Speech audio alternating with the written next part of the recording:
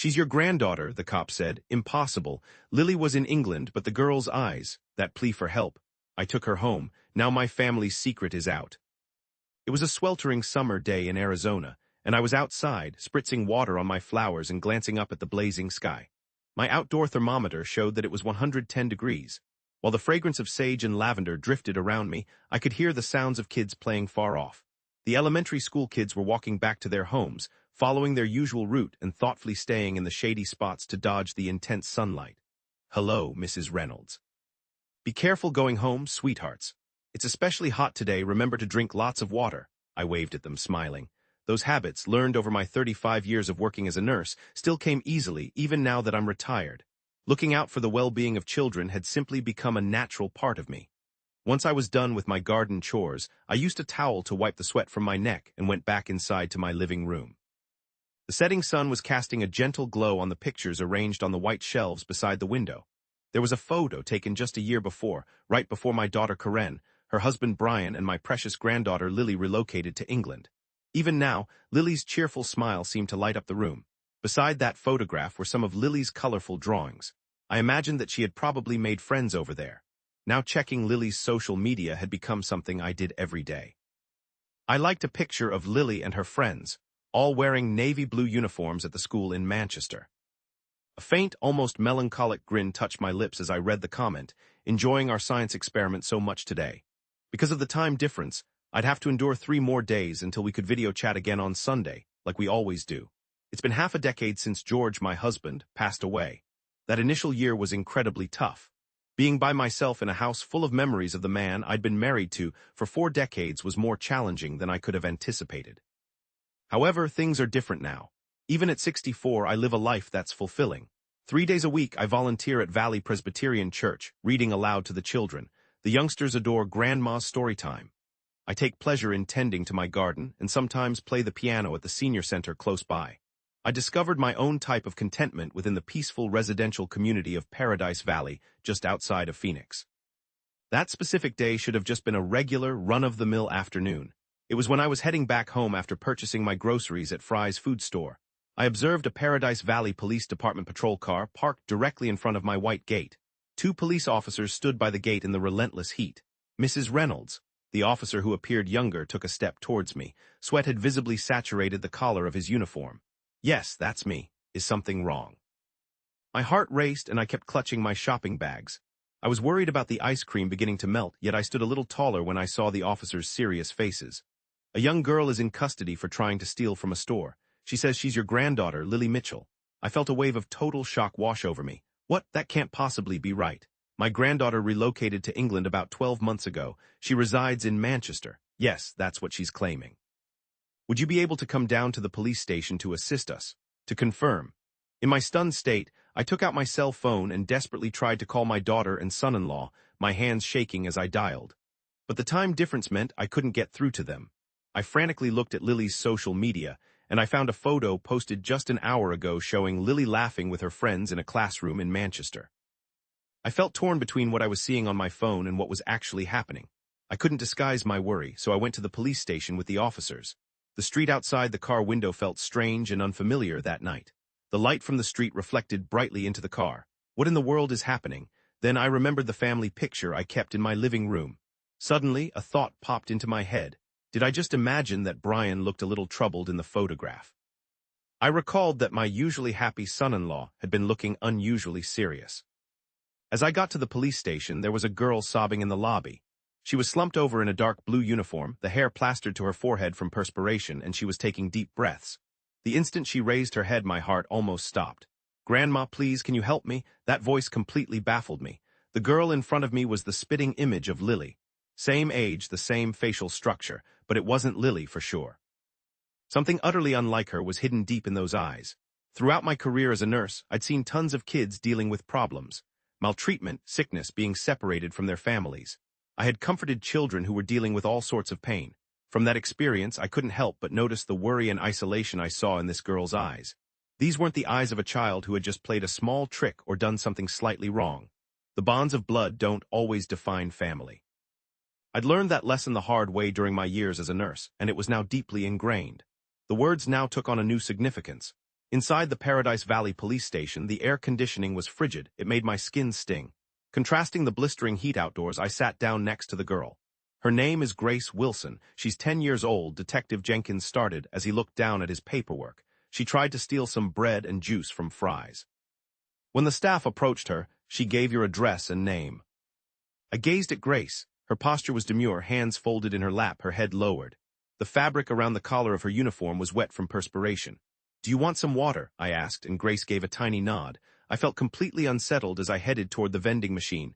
How could this child know where I live, and why did she call me Grandma? Above everything else, she was an uncanny resemblance to Lily. Grace took the bottle from me. I heard her soft, "Thank you." The way she said it was so like Lily, and it caused a pang in my chest. "Grace, how do you know about my home?" I questioned. She took a drink of water before she started to speak a bit uncertainly. "My mom said your mom," her voice shook as she said, "she died last month, and then I was put in a home." I instinctively felt that Grace was being honest. However, I had a feeling there was something more she wasn't saying. "How did you get here?" I inquired. "By a long-distance bus. The money." I discovered it amongst my mom's possessions. As we spoke, an old envelope slid from her bag. As I reached for it, a photo fell out. It was a picture from around 2 decades prior. A young pair smiled at the camera in what looked like a college. It was a younger version of Brian. I struggled to take a breath. "Mrs. Reynolds," a new voice said. A woman had entered the room. "I'm Martha Collins with Child Protective Services." I felt myself return to reality. I placed the photograph back in the envelope and described the situation. "Ms. Collins listened with a knowing look, and I wondered if I could have until tomorrow to consider everything. "Could I have some time to mull this over?" I asked. I knew I would be back. "I'll return tomorrow, I promise," I said. Grace's eyes darted nervously, and I gave the girl's hand a gentle squeeze. I reassured her. "Everything will be okay," I told her. "I'll certainly be back tomorrow." When I got back to my place, I finally was able to get in touch with my daughter and son-in-law in England. Seeing Lily's happy face on the video call, I felt an overwhelming sense of comfort. But Brian seemed off, not like himself. "Dad, you don't look so good," Lily said anxiously through the screen. "Just a little worn out, that's all," Brian replied with a forced smile. After we finished, I picked up the family photo from the living room. I studied it, comparing it to the younger Brian in the picture. Grace's eye color, her mannerisms, and the thoughtful side profile she sometimes showed. Everything seemed to fit together. I dealt with a lot of family secrets during my nursing career. We all have parts of our history we don't talk about. What is truly important is finding the guts to deal with what's real. Night had fallen, and when I closed my eyes, I saw Grace's worried look. I saw the isolation of a young girl who had lost her mother and traveled alone to a place she didn't know. There had to be a bigger truth behind it all. I looked at the photo again. What did Brian know? Or more precisely, what was he trying to recall? The clock on the wall read midnight. I stood up, getting ready for what tomorrow would bring. My time as a nurse had taught me a valuable lesson. Sometimes, the most significant choices in life need to be guided by feelings, not just rational thought. Tomorrow I was going back to the police station, where I would see Grace. Then I would finally confront the reality that this young girl had been struggling with. Deep down, I knew that this was the correct path for me to take. The following morning, as I drove towards the Paradise Valley police station, the Arizona sun was shining brightly through the windshield. I looked over at the brown cardboard box on the passenger seat. Inside were some breakfast items and a change of clothes I had packed for Grace the previous night. There was also an old photo album that I had carefully kept safe. Once I got to the station, Ms. Collins from Child Protective Services was already there. "Good morning. How is Grace doing?" She ate a bit of breakfast. It seemed like she hardly slept at all last night. I took a deep breath before I stepped into the waiting room. Grace was sitting in a chair close to the window looking outside. She was wearing the same outfit as the day before, but her hair was neatly done. "Good morning, Grace," I said. The girl turned around, and I saw relief spread across her face, but her eyes quickly showed worry once again. "You really came back. I made a promise, didn't I?" I sat down next to her and pulled out a small paper bag from the cardboard box. "You're probably still hungry. I brought some blueberry muffins." Grace accepted the muffin cautiously, almost like she wasn't accustomed to such kindness from others. "Grace, did you locate anything about my house among your mother's possessions?" The girl gave a slow nod and retrieved the worn envelope from her bag. Within it was the photograph Patricia had seen the previous day, accompanied by diary entries and some notes scrawled by hand. "Oh dear." Grace hesitated, seemingly searching for the right words. She wrote that she planned to reveal the truth to me when I was more grown-up. Patricia nodded softly, anticipating Grace's next words. However, when she was diagnosed with a terminal illness just before I went to the care home, she shared everything with me. She told me, and Grace's voice shook with emotion, about my father, And about you, my grandmother. The notes included Brian's name and Patricia's home address. Your dad is Brian Mitchell.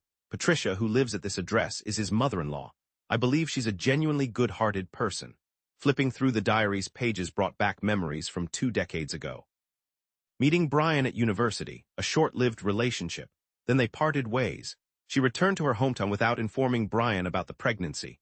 Mom spoke about you right up until the end as tears filled Grace's eyes. She said Patricia will be understanding. Patricia quietly hugged Grace. The girl's frame quivered just a little. You've been remarkably courageous coming here all alone. Suddenly, Ms. Collins knocked and walked in. Mrs. Reynolds, do you have a few minutes? The 3 of them had a conversation. Patricia suggested she would become Grace's interim guardian. They suggested DNA testing. All the necessary steps would be managed through Child Protective Services. That afternoon, I made another call to England. This time, I asked to chat with Brian privately. Brian, do you recall a woman named Lisa Wilson? After I said this, there was a long pause from the other side. Brian's voice, sounding raspy, came from our literature class 2 decades earlier. Then she just vanished out of the blue. We recently discovered a young girl, Grace, right outside my front door. She's Lisa's orphan daughter, I explained softly but clearly. She's the spitting image of you. Silence followed again. Then a heavy sigh. I didn't know a thing about it. Honestly, I had no clue. Brian's voice shook a little. Is there anything I can do? First, talk to Karen. And would it be possible for you to come home soon? After hanging up, I went out to the garden. The fragrance of sage and lavender wafted through the evening air. While I watered the plants, I thought about what the future held. This new family arrangement wasn't going to be a piece of cake. But through my years as a nurse, seeing so many families, I'd learned some things. Mending broken hearts demands time, affection, and most importantly, the bravery to accept the facts. Grace's worried look in her eyes at the police station. Lily's cheerful grin during our video chats. The prospect of these 2 girls sparked hope inside me. A week later, the DNA test results arrived, confirming everything Grace had said was the honest truth. Around the same time, I got word that Brian and Karen had decided to head back home right away. I had made some room on the living room shelf for a new family photograph. I felt like it would be the start of our family's new chapter, built on affection and honesty. I was completely sure that this choice would turn out to be one of the most wonderful ones I'd ever made. One day, about a month later, the aroma of melted butter filled my kitchen. It had been a fortnight since Grace started attending school. This morning, I was preparing a special pancake breakfast. Grandma, is this how it's done? Grace brought over a bowl with flour smeared across her face. That's perfect. I softly removed the flour from her cheek. You really enjoy cooking, don't you? Yes, I used to cook with Mom all the time. Grace's tone didn't have the same sadness it used to. She was becoming better at talking about memories without getting upset. Their shadows played around in the steam rising from the griddle. The Arizona morning sun outside shone into the garden, highlighting the lavender. A fresh element had been introduced into this familiar setting. It's Sunday. Time for our video call with Lily and everyone. Grace's hands stopped what they were doing for a second. A little bit of anxiety remained. Last week's initial video chat had been a little strange. Seeing each other for the first time on screen, the sisters couldn't hide their astonishment at how they looked. But by the time it was over, they had connected over their mutual love for the same manga series. I checked out The Promised Neverland from the library, the one Lily told me about. Grace's face lit up. Really? Thank you. After we ate, we sat on the sofa in the living room. As I turned on the laptop, I thought about all the changes that had happened in the last month. Brian and Karen unexpectedly came back. That first meeting was full of both confusion and crying. After the DNA test confirmed everything, we had a long family discussion. Initially, Karen's face showed a lot of conflicting feelings. However, once she noticed how lonely Grace looked, her motherly instincts must have kicked in. We want to be your new family, she said, hugging Grace tightly, something Patricia would always remember. Brian was overwhelmed with guilt. If only I'd known sooner, he kept saying over and over again, but Grace never blamed him. It's nobody's fault, Mom said, which left Brian utterly speechless. The paperwork was still ongoing, custody, transferring Grace to a new school and figuring out how this new family would work. But the most crucial thing, that emotional preparation, was slowly starting to happen. We're connected, Grace's words pulled Patricia back to the present. The screen displayed Lily's smiling face in England, with Manchester's grey sky visible behind her. Grace, did you read this week's The Promised Neverland? It was awesome. I'm still reading it, so no spoilers. As the girls chatted away so easily, Patricia observed from a little ways off. On the screen, Karen and Brian were also smiling. In 14 days, Lily would come back for Thanksgiving, their first holiday as a whole family. Hey, everyone, Karen announced. I have some good news. Everyone looked at the screen. My job in Manchester will be finished next spring. And so we made the choice to relocate back to Phoenix. Grace gasped audibly. Lily screamed with joy. Brian said softly, Grace, from this moment forward, we'll all live together as a unit. Patricia noticed tears welling up in Grace's eyes. But these weren't the same kind of tears as before. They were tears of pure joy. That afternoon, I was working in the garden. Grace assisted me in planting some fresh flowers. Grandma, what is this flower called? Blue sage. It's a hardy flower, you see. It displays its beauty regardless of the circumstances around it. Grace breathed in the aroma of the earth and whispered quietly, just like Mom. I embraced my granddaughter tightly. The term I learned during my nursing career now carried a fresh significance, that blood relations aren't everything when it comes to family connections. As evening approached, we mounted a newly bought frame in the living room. It held our most recent family portrait, with Grace and me along with Karen, Brian, and Lily, who joined us through video call, all of us beaming. Maybe it wasn't flawless, but it perfectly encapsulated our journey. That night I wrote in my journal, sometimes life bestows upon us unexpected blessings. If the authorities hadn't arrived that sweltering summer day, we never would have reunited with our beloved family member. It requires time for hearts that have been hurt to mend. However, if you have the bravery to confront the reality of things, fresh happiness will inevitably come your way. Our house is now filled with joy, almost like a divine gift. Through the window, the Arizona stars kept watch over our newly formed family narrative with their gentle illumination.